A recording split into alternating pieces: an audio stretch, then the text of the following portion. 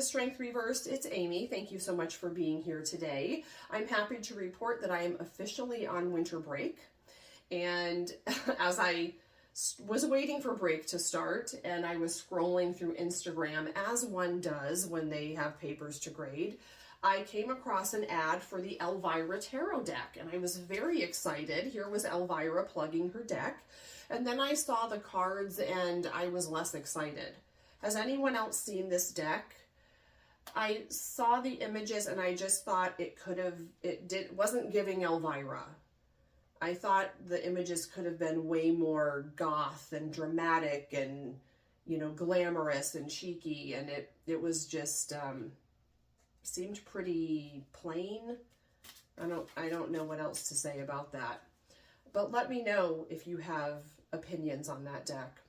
So I didn't mean to make a sequel to my last video, but I think I'm going to, because I was thinking of other times. My last video was called I Won't Read For You, and it was about my sign for my tarot guides to scrap a reading. And I thought about other times where I maybe would not be willing to even start the reading. And one of them is when there are observers and hangers-on. There are some exceptions to that rule. But before I talk about that, I want to address a comment that was made on the last video about scrapping the reading.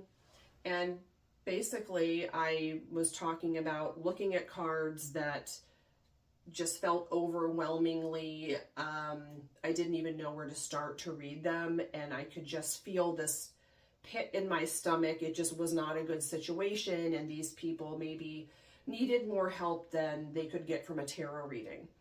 So someone commented something to the effect of, that never happens to me because I ask the right questions before the reading starts.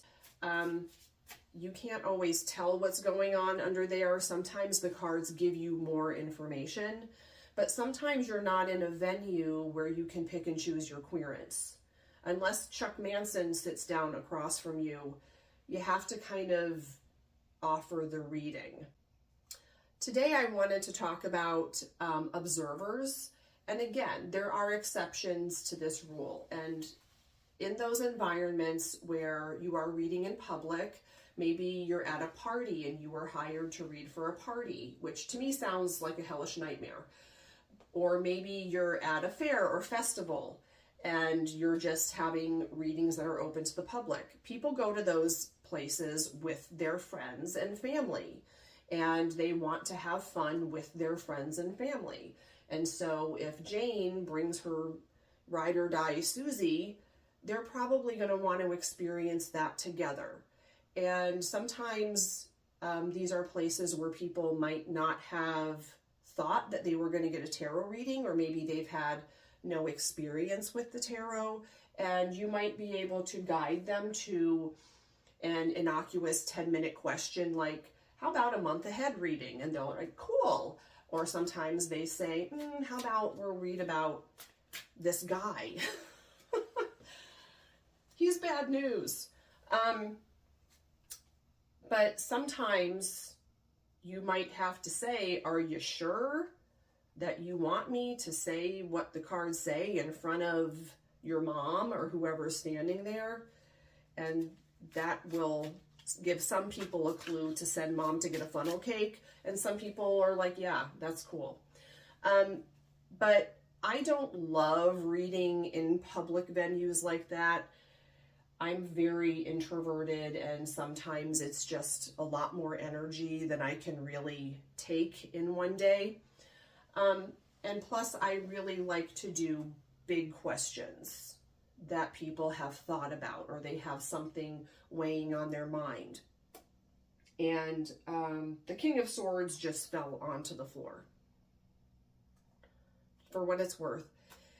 So those are the readings that I prefer. And when I do readings like that, which I don't have a tarot business, it's pretty sporadic when I read, but I really like the readings where I'm helping the querent connect to their higher self and have a conversation with their guides or with their spirit, and have some empowering, guidance so that they can make their own decisions. In those cases, no, I will absolutely say no hangers on. No one's going to observe. No one's going to sit with you. You're welcome to tell anyone you want as much or as little about your reading as you want to, but they can't be a part of the reading. And I learned that very early on and very quickly because of an experience that I had. So I had a friend who I met because we had babies around the same time, and so we were in the same mommy's group. And she was totally into tarot, and we kind of, had this mutual interest. And she had a friend who I had met many times, but to me, this person was like a friend-in-law. Okay, I only saw her and hung out with her when I hung out with this mommy friend.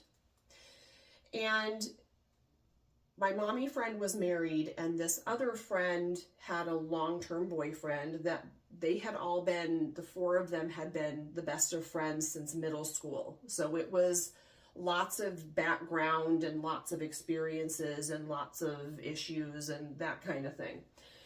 And my friend confided in me a lot because I was on the outside of this dynamic and I was a little more objective about it.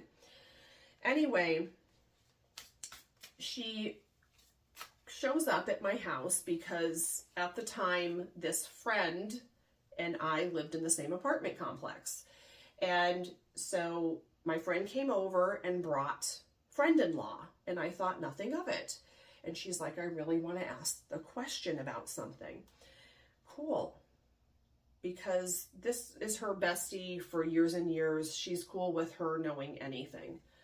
So she asked this question in a really dodgy way, and I could tell it was about a guy.